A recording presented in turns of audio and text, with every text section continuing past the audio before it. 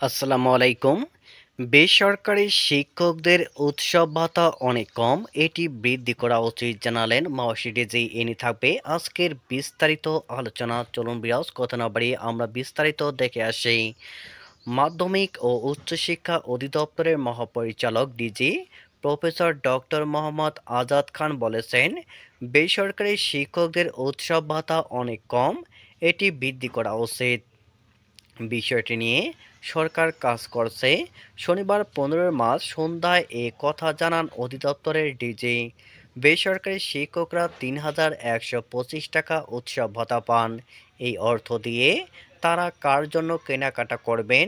শতভাগ উৎসব ভাতার দাবি আপনি সমর্থন করেন কিনা এমন প্রশ্নের জবাবে প্রফেসর ডক্টর মোহাম্মদ আজাদ খান বলেন, বেসরকারি শিক্ষকরা উৎসব ভাতা বৃদ্ধির বিষয়ে আন্দোলন করছেন।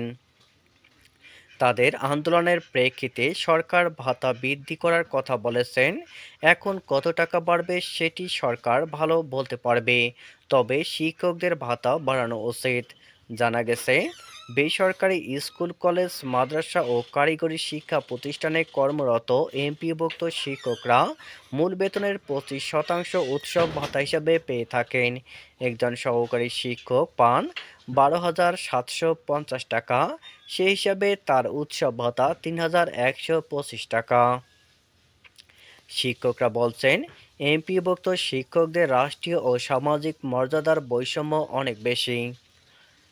সামনে তরুণ প্রজন্ম শিক্ষক হওয়ার আগ্রহ হারিয়ে ফেলবে। নুন আনতে পান্তা ফুরায় অবস্থা যখন, তখন দূর দূরান্তের শিক্ষক জিন্দা লাশ হয়ে পড়েছে।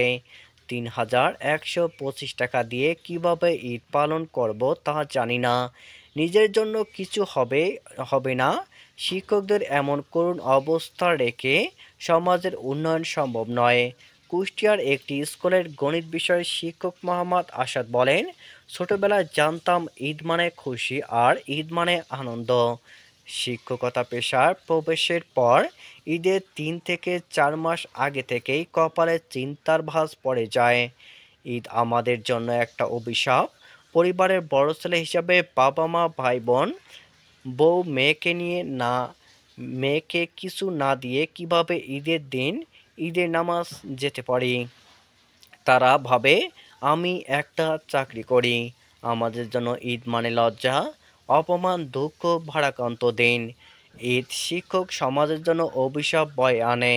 শারমিন নিপা নামে আরেক শিক্ষক বলেন, বেসরকারি শিক্ষকদের যেই টাকা ঈদ বোনাস হিসাবে দেওয়া হয়, তার চেয়ে গ্রামীণ এলাকায় বাৎসরিক কাজের লোকও ঈদের সময় অনেক বেশি টাকা বোনাস হিসাবে পান। এছাড়া পরিবারের সদস্যদের ঈদের জামা কাপড়ও পায়। 3,125 টাকা ঈদ বোনাসের নামে শিক্ষকদের সঙ্গে প্রহসন করার মতো। যদি ভিডিওটি ভালো লাগে তাহলে অবশ্যই লাইক, কমেন্ট, শেয়ার করতে ভুলবেন না। ধন্যবাদ।